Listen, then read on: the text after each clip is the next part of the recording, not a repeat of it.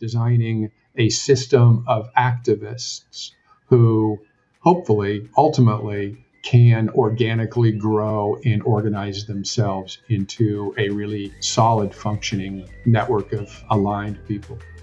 Welcome, neighbors, to Hometown Earth, the podcast that brings a down-to-earth approach to all of your sustainability questions.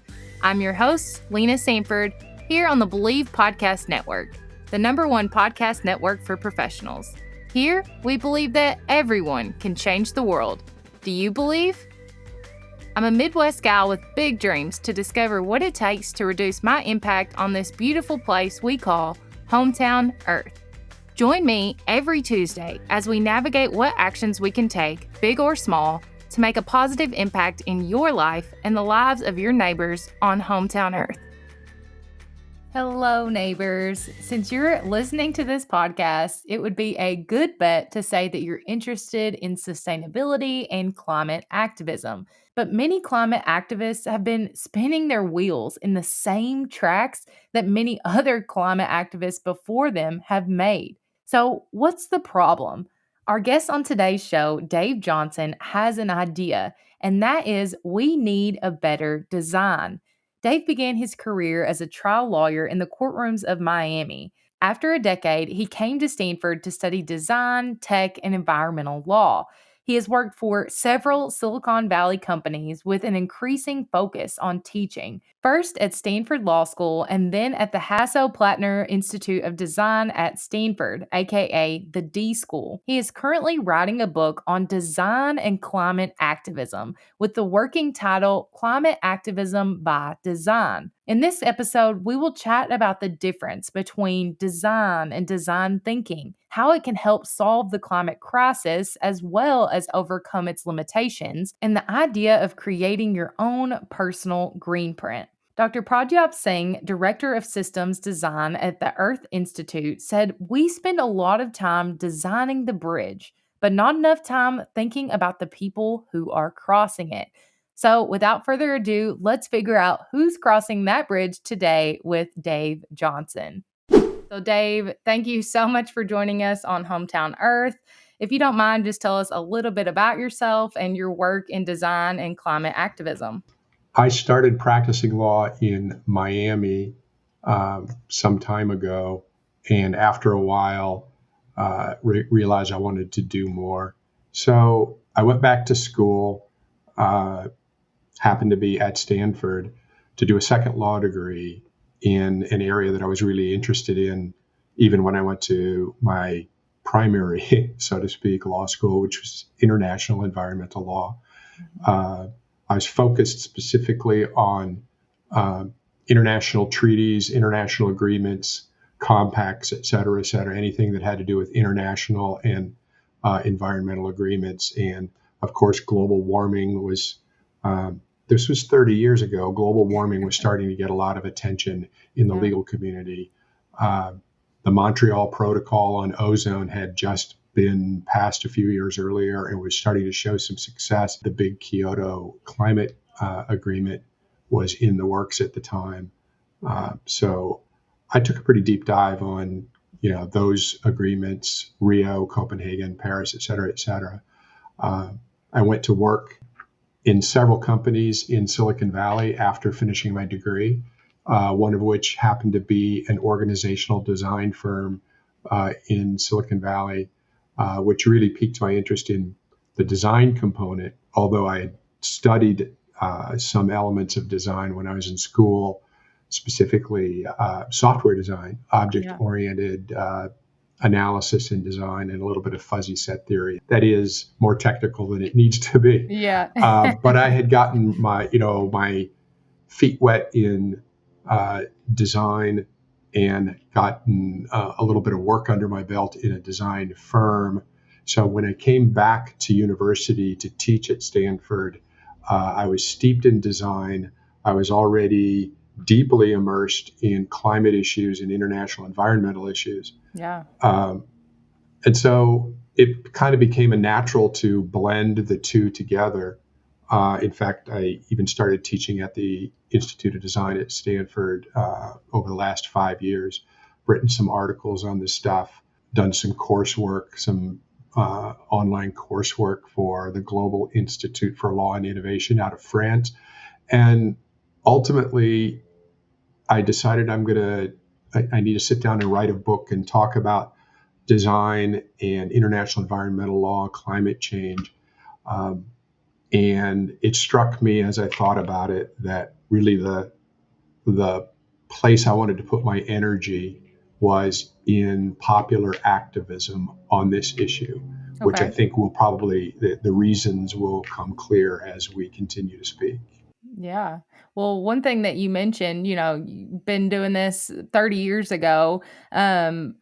Climate change is definitely a generational issue. Like it's something that has persisted over time, and there's still not a clear plan. So you've seen these different, negotiations happening and these, global plans going into place, but it doesn't seem like anything's really effectively addressing it to the level that we need it to be. Why do you think that is? Yeah, that's exactly right. And the bottom line answer is it's structural. And it's not just the US, it's not even just the Western world, it's across the globe, structural, in the sense that the only real loci to pluralize it, loci of power, the two places where the power resides to make something happen on a global scale are in governments and in corporations. Corporations writ large, not any one individual, not even any 500 companies, but just the business world, the corporate world writ large around the world. And these two entities that have the power to cause change to happen for sustainability in our world, which begins with, but does not end with, bringing down carbon pollution and bending what they call the Keeling curve that we're all familiar with, that up and right curve of increased CO2 concentration in our atmosphere, bending that curve back down to drawdown to a point where we're actually moving back to where we were. That's a huge challenge. It takes a global effort. It is ultimately going to be governments and corporations that do it, and they are not doing it. And the reasons they're not doing it is economics, power, call it greed if you want, dollars over stewardship, et cetera, et cetera. And the only other source of power in the world, in my view, that's going to be able to cause governments and corporations to do what they need to do is the population of the world. And that means global populism, and that means global activism on climate issues. So that's how I ended up landing on activism as the necessary piece. And I'm certainly not the only one. This is not an original idea. And I'm not the only one who thinks this. But for me, my small contribution is going to be bringing design and law and expertise in negotiation into the toolbox for activists, hopefully to get more people interested in being activists on climate issues and using design principles to help them align and scale the force of their numbers so that they can affect change. What does that design look like? If you could just dive into that a little bit more, because I think some people might be scared of that and what that might mean, as far as are you telling me what to do, or is this just kind of an outline? If you want to talk about that and maybe even some design thinking principles there. Yeah, so I mean, that's a really adroit, insightful question. Let me start with the difference between design and design thinking. Design thinking is a set of tools, it's a set of methods that have been developed over decades, if not centuries, that designers use, that we collectively, not just at Stanford, but around the world, are teaching not just designers, but students across disciplines to use for analytic and problem solving purposes. Right. Because there are some things about how designers approach solving problems that really has proven utility. Dominique Sciamma, who was and may still be the president of the Straight School of Design in Paris and Singapore, one of the best design schools in the world, describes it this way, which is, there is design thinking in all design, but design is a different, I won't say discipline, but a different task. It's a different undertaking than design thinking.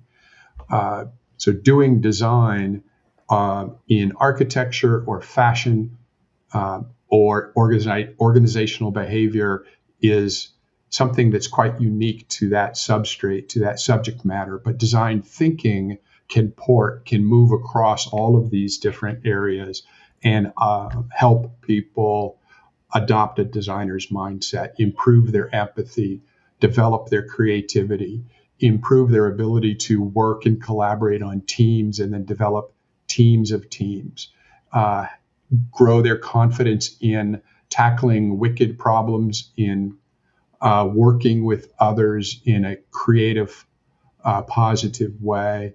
All of these things can be improved by working through design thinking principles and design thinking tools. It's a pretty large body of knowledge, and I can't do a deep dive on it here. So let me just take one step back with that sort of high level description and say, from my view, the way I intend to approach in my book the application of design thinking and ultimately perhaps some design to climate activism is this way. At the individual level, I want to give people an understanding of how design thinking works in order to guide them in a way that helps them make the first step from being passionate about climate change to finding a partner or a team to work with to actually do small projects, which in and of themselves will not necessarily solve climate change, but will be a step forward in some environmental space. For me personally, plastics are my particular bugaboo. And so I go to the beach and collect plastics. I know that that's not going to affect climate change, but what it does is it puts me in the company of other people who are like-minded, who we can collaborate with. Right.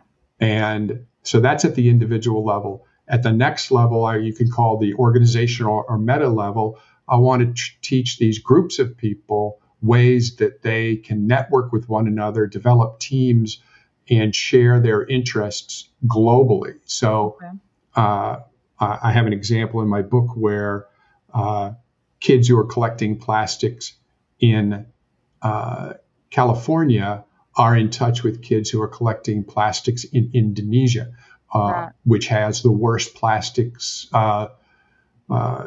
garbage problem on their beaches. Of course, they have one of the largest stretches of beaches on the planet. And they are sharing with one another around the world through the power of internet and social media. And then go up one more level and apply design methods and design thinking at a strategic level where large numbers of people can come together and organize their voice to create the sort of power in numbers to then bring to bear on any number of governments or corporations to effect change. I like that different level system. I think that that's been something that a lot of people have tried to get across, is that it needs to happen at all levels. And so kind of building that design thinking structure, I guess, is well worth it, I would say. There's a lot of what you said that I want to kind of talk about. I did see one quote, and I want to get your thoughts on it, just kind of breaking down, because I think design thinking still is still something that people will think is hard to understand.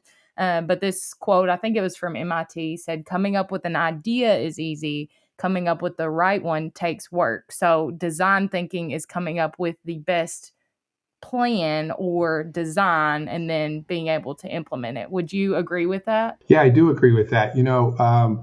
There's a lot of benefits, ancillary benefits that came to me from just living and working in Silicon Valley. And one lesson that really stuck with me that I learned from the venture capitalists here is in alignment with what the MIT quote says. And the VC kind of approach is, if we have a company come to us that has a really good idea but mediocre management, as opposed to another startup that comes to us with really good proven management and a mediocre idea, we're going to invest in the latter. We're going to invest in the management.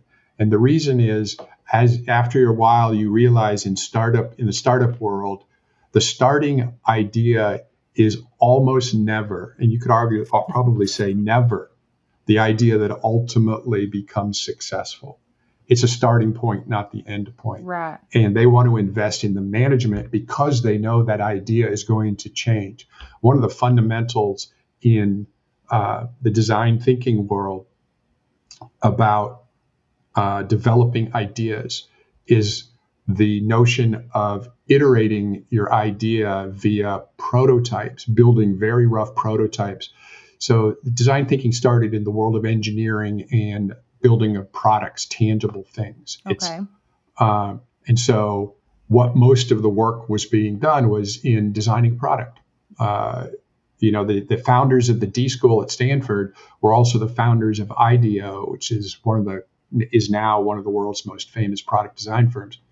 And so if you imagine, let's say, the design of a computer mouse, which IDEO happened to work on for Apple, you have an idea, you develop the idea, but you build a prototype right away. You put the prototype in front of a group of volunteer users. You have them play with it, use it, challenge it, even break it, ask you questions, give you feedback, and then you go back and you iterate. You build another prototype based on what you've learned, and you do the same thing. And you do it over and over and over and over again. So any idea is a good place to start. Right. It doesn't have to be a great idea. There are almost never great ideas right out of the gate. But even a great idea needs to be iterated and in some fashion prototyped to get to a place where the designer can really feel comfortable that they've taken into account as much information, as much context, and particularly as much end user feedback as possible, Right. to then get to a place where they feel like they can take the next step, go to market, or the minimal viable product, which is sort of the buzzword of the day, the MVP, minimal viable product that they can put into the marketplace and really test in the marketplace. And the same holds true for designing things that are more conceptual, like I'm talking about, designing a system of activists who hopefully, ultimately, can organically grow and organize themselves into a really solid functioning network of aligned people. Right. Well, so, my question there is, you're saying we need multiple iterations of things. And partially, I think a lot of people, they need to have that more holistic view of even any topic. But if you're working with climate activism, it's kind of hard to get that holistic view right off the bat. You have to learn and, collaborate and doing all these things that you said. So, how do we get to a point? I guess my first question is, how do we get to a point where people can have that holistic understanding of what's going on so they can make those effective decisions?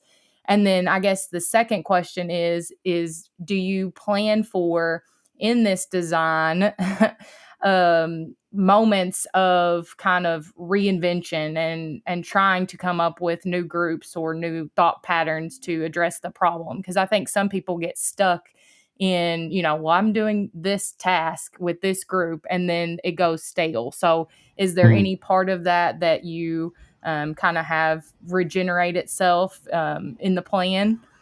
I like that last phrase, regenerating itself in a plan, and ideally the system can organically have feedback loops that can accomplish that. But let me go back to the beginning of your question, which was how do we get people to a place where they have enough of an understanding of the detail of climate change issues, which is sort of mind-boggling. Yeah. and having studied it myself academically, sitting in the classroom listening to experts talk about it, including some of the Nobel laureates that worked on modeling climate change on the computers.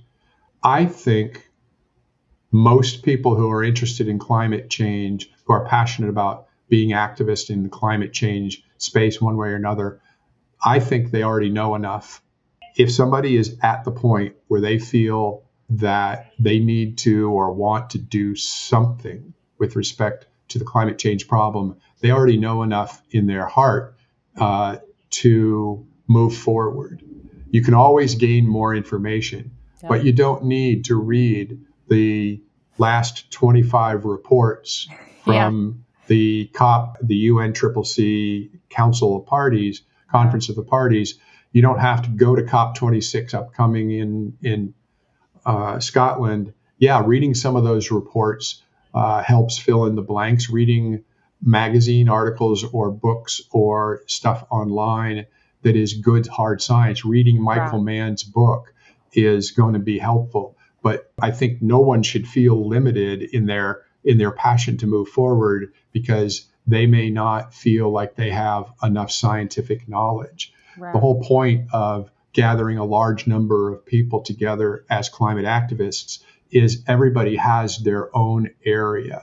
So, we have plenty of both older and younger, burgeoning scientists in the climate space who can do the hard science, who can explain, hopefully, the hard science.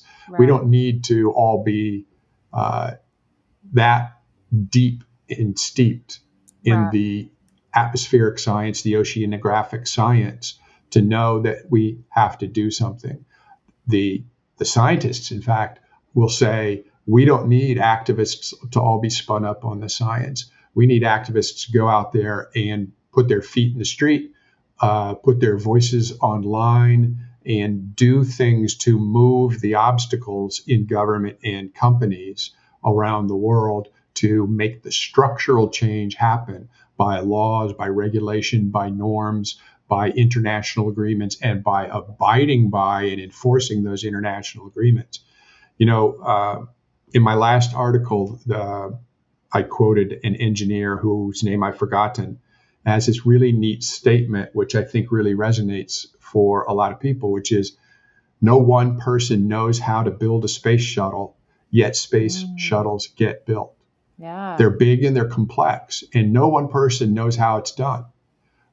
It gets done because of a very well-designed organization of many, many people who all do something different really well, and they all share the interest in the larger ideal of spaceflight, of exploration, of building space shuttles, building rockets, and empowering and furthering humankind in research and discovery.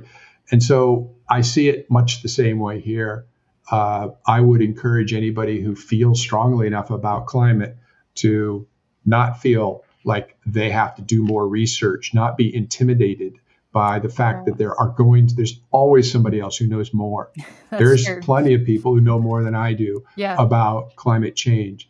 And, I'll close on this point, which is, as a group, as a global group of people, of climate activists, we all have to also accept that people are going to have different levels of knowledge and information, and we have to get past this idea, this litmus test of idea, if of, well, if somebody doesn't know enough, then they can't join our group or they Right. can't help our group. We need to have a big tent. If you're passionate and you believe in trying to make something happen to achieve sustainability, then you should be Right. welcome. And the more educated, smarter, brighter, more activist, more accomplished people need to accept everyone into the space. Yeah, I absolutely agree. I think that's what scares a lot of people from getting involved is they see, even social media accounts where they feel like there's tons of different information coming at them and they got to know it all. And that's not the case. You got to really kind of, like you said, have that umbrella of like, okay, we're all fighting for the same thing, but maybe you have your facet. So this podcast is about community and, everybody on this planet is all neighbors. We're all neighbors. And so I think building community in those collaborative spaces under that same umbrella is really important. But saying that and then being able to get everybody, in these collaborative groups is really difficult because I think a lot of people steer towards people who are the exact same as them. And exactly what you said, building a spaceship, you got to have different genres of people coming together. So how do you facilitate even those different types of groups? So say these individuals step up a level and get involved with some community that's directed towards what they want to work towards. How do you bring those different groups together then? Is that part of the design of design thinking? Do you try to do that? It is actually, my idea might work. My idea might fall flat on its face. I don't know.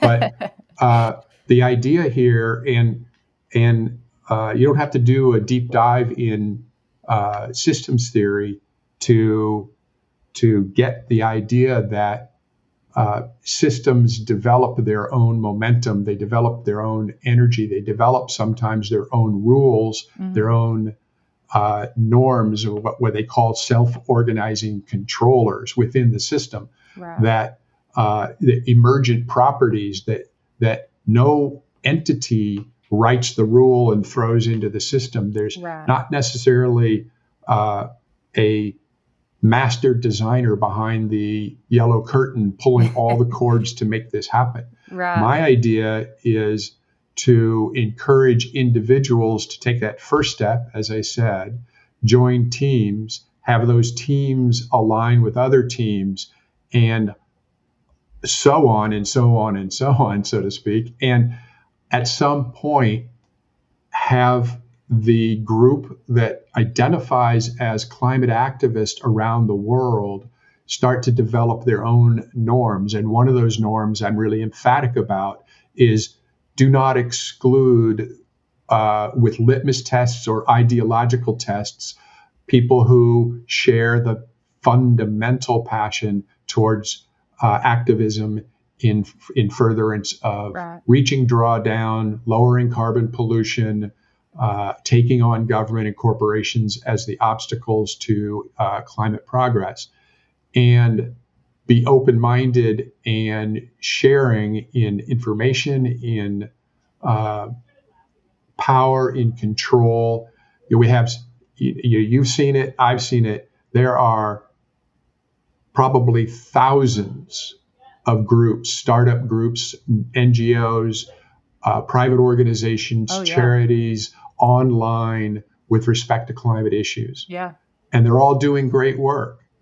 But if we just go at it haphazard and everybody just is branding their own little entity, they are, whether they know it or not, competing with all of the other small NGOs who are branding their own entity and their own ideology. And what's going to happen is sort of the Nash problem, the Nash equilibrium problem, where everybody's chasing into this small space and we're all going to block each other from getting to where we want to go. And so somehow or another, all of us, already pre-existing groups and the new individuals who want to participate, need to figure out in some way to, instead of be working, at 45 degrees with one another, to get in alignment and share the space and not feel like, well, we need to raise more money or our brand is stronger, therefore we should lead this movement or this protest or have the front row at COP26 in Scotland. We got to get past that. Right. We've just got to get past that and realize we're all literally trying to accomplish the same thing, and we got to work with each other irrespective. And so we have to sort of accept stewardship as the overarching model in a way that governments have failed to do that.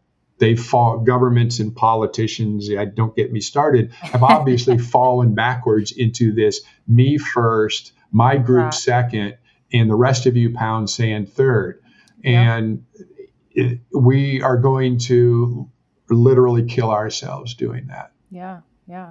Well, so I'm assuming we'll have to kind of read more in your book about how to address some of those issues and get over it. And kind of a little off topic, but not really. One of the things that you touch on in your work that I think is really interesting is almost like the ambiguity of human behavior. And so how hard it is to try to plan for what people are going to do.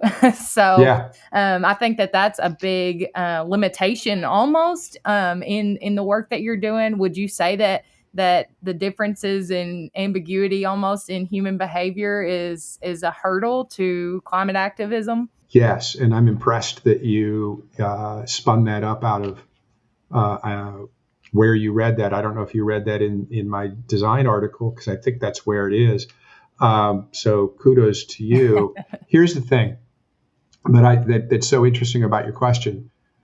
Of the 8 critical design abilities that we teach at the D School, and that's not to say this is the end all be all and only approach to describing design thinking or teaching design thinking, but at the D School, we've developed 8 critical design abilities. Number 1, right on top, is navigating ambiguity. It's one of the things that we teach consistently to students in design classes. And I'm a big believer in managing uncertainty and learning how to work through ambiguity. And so, yes, we're going to see a great deal of uncertainty and ambiguity facing climate activism. And so at the individual level that I was referring to earlier, giving the individual reader of the book an understanding of some of the tools that we teach. Navigating ambiguity is going to be right there at the top of the list. And there are tools that we talk about engaging and embracing ambiguity and learning how to develop confidence in doing work and continuing to work on problem solving in the midst of ambiguity. We may not know where we are or where we're going in the problem, but if we're confident that doing something, following our model, doing our work will lead us out of that ambiguity and into clarity, we develop not just confidence in that, but we develop competence in the work that we do.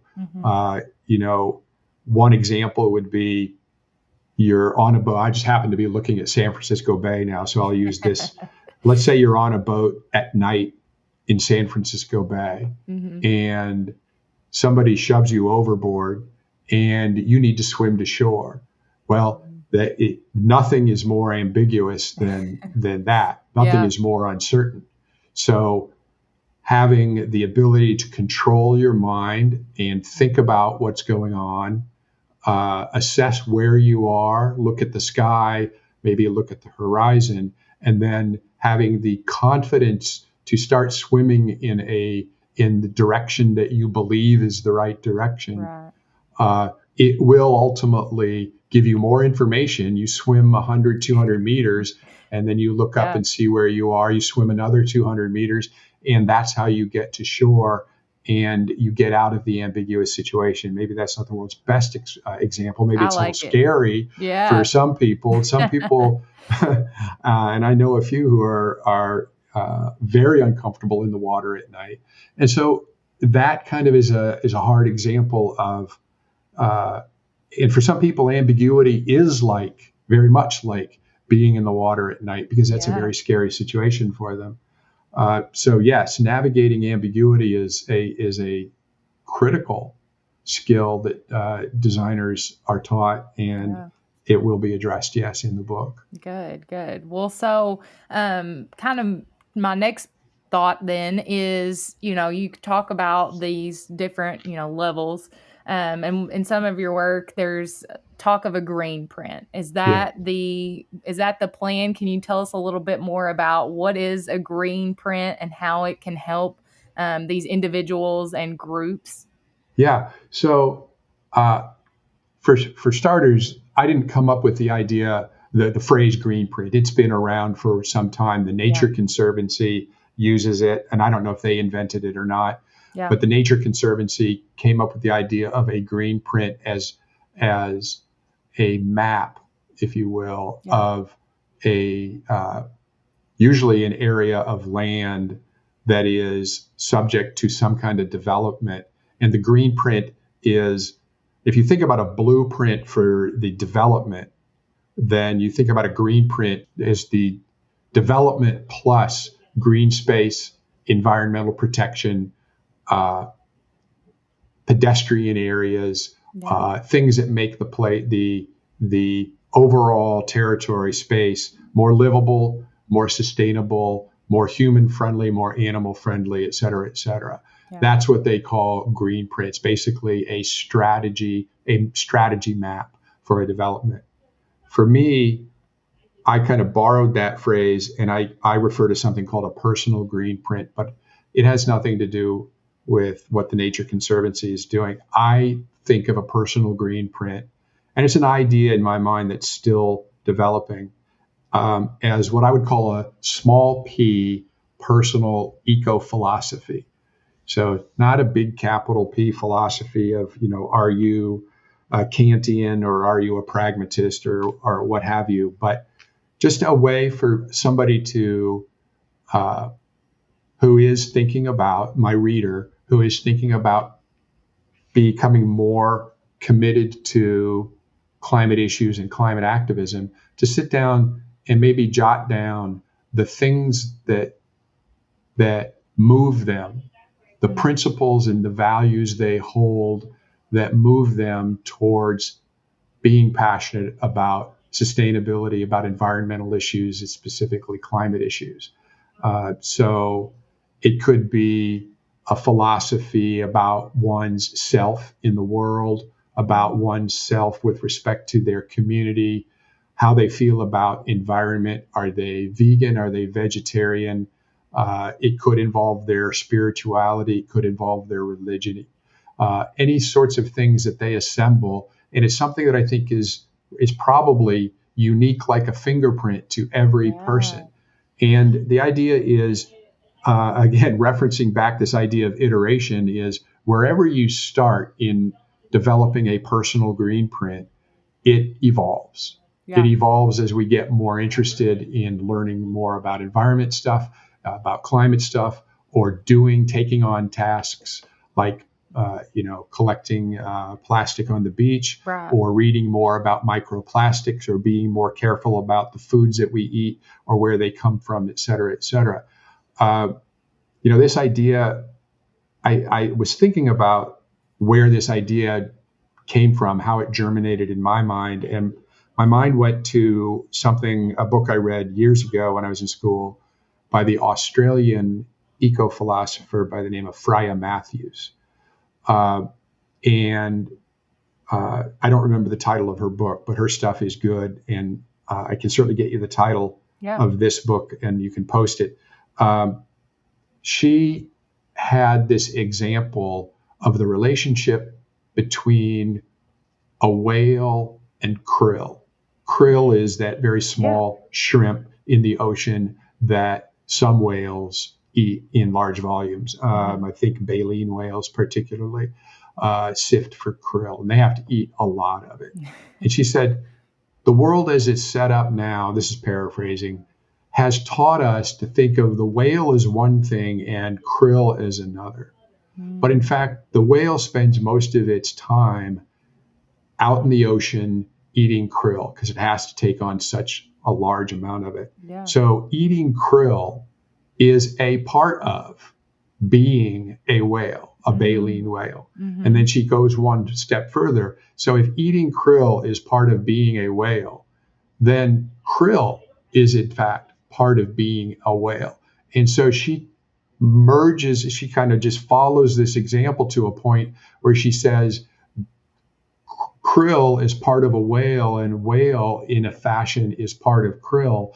And this is how she sort of comes in as in the side door of the larger philosophy of all life is part of all other life. Yep.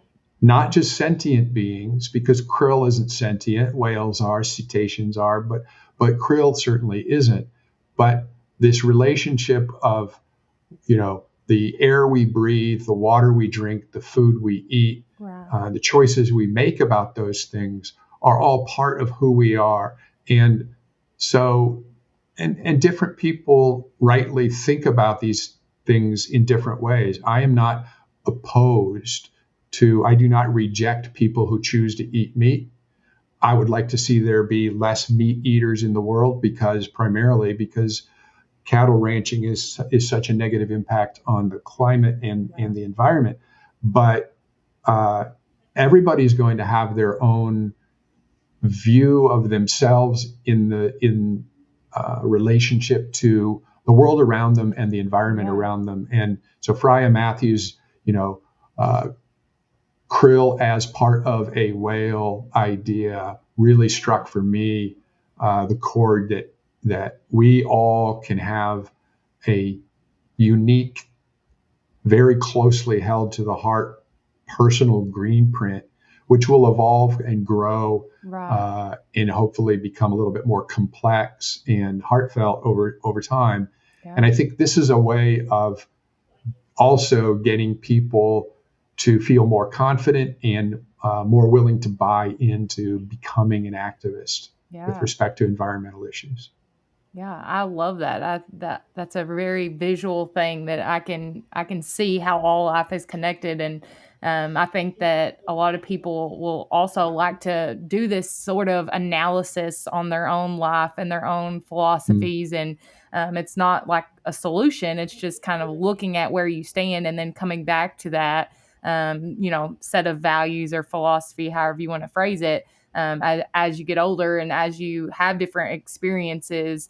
And with life, everybody has a different human experience. And especially if they're engaging in these groups, that analysis of themselves or their greenprint is going to change as time goes on. So how do you think people can begin to see their greenprint? Is that something that you're going to kind of have a template of in your book, or how, can you talk about that a little bit?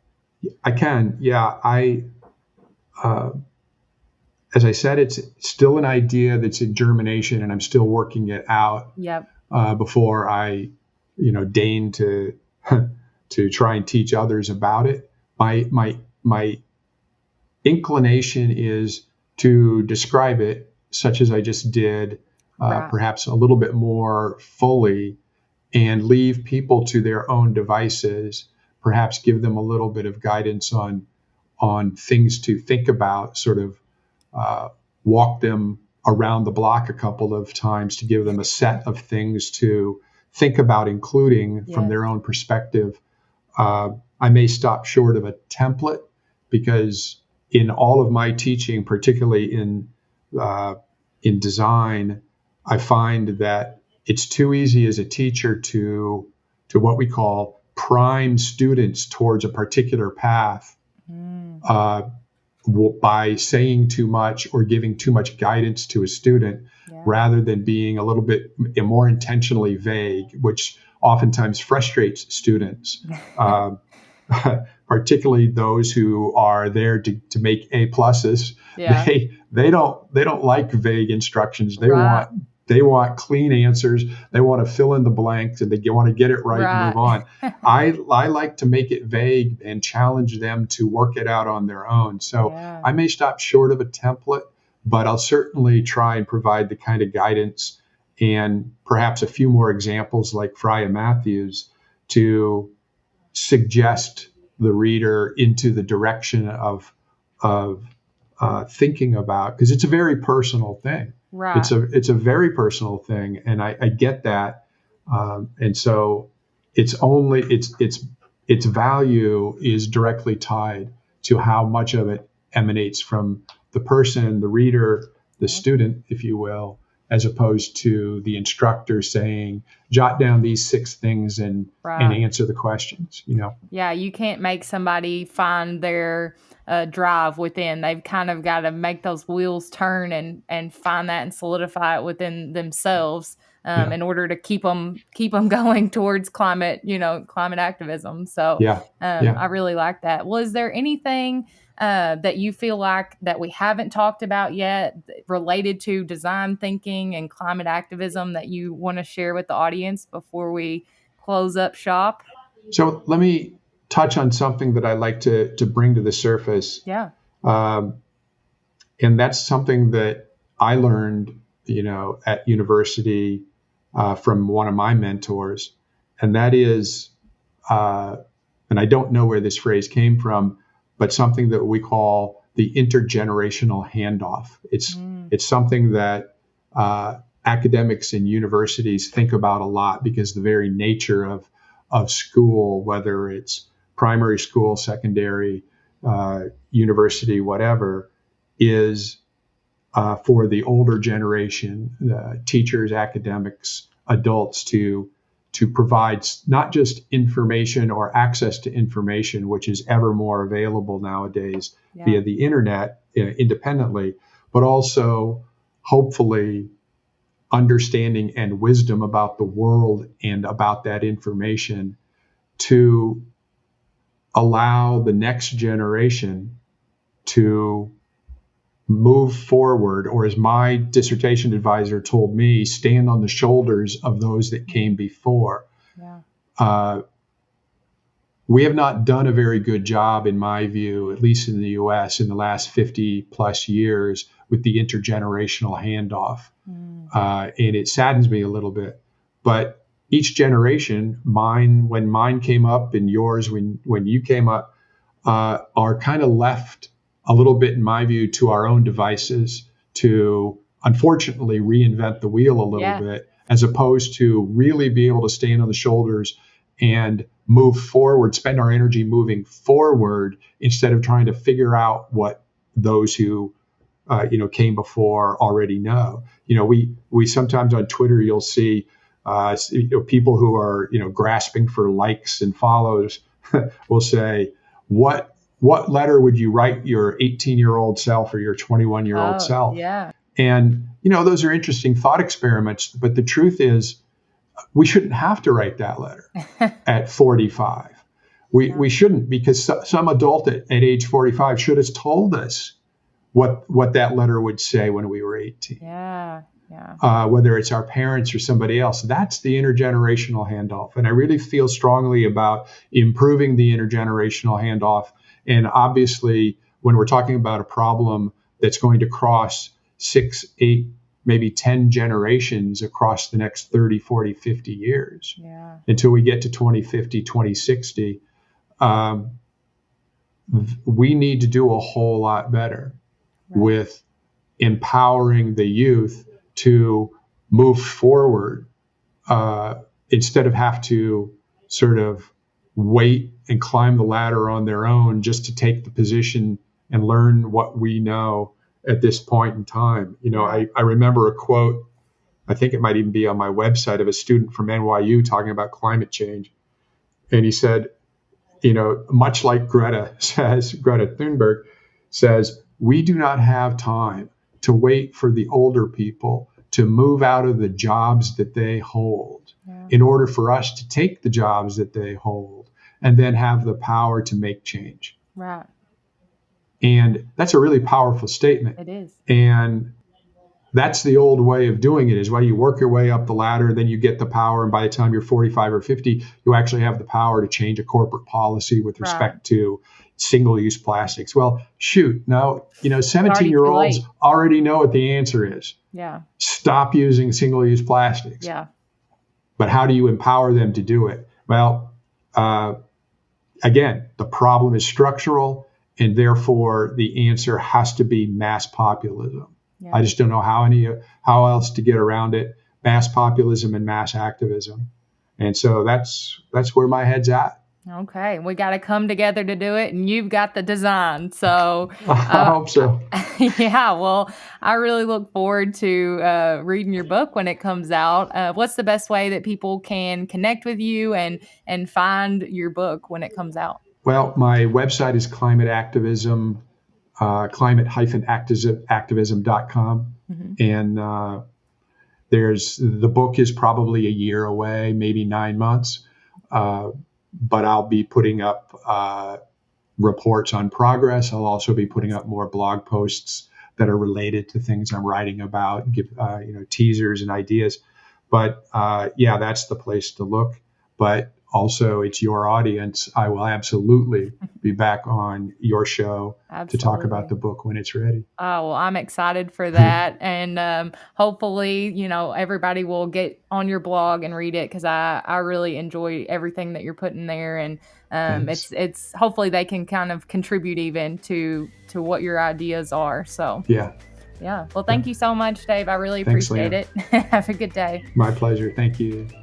I hope you enjoyed this episode of Hometown Earth as much as I did. Let us know by rating and subscribing so you never miss an episode. New episodes drop every week on Tuesday. Head to the show notes, linked in the episode description, for more details. And let us know in the comments what you want to hear next. You can find us on iTunes, Spotify, Google Podcasts, or anywhere you listen to podcasts. Believe.com and @Believe Podcasts.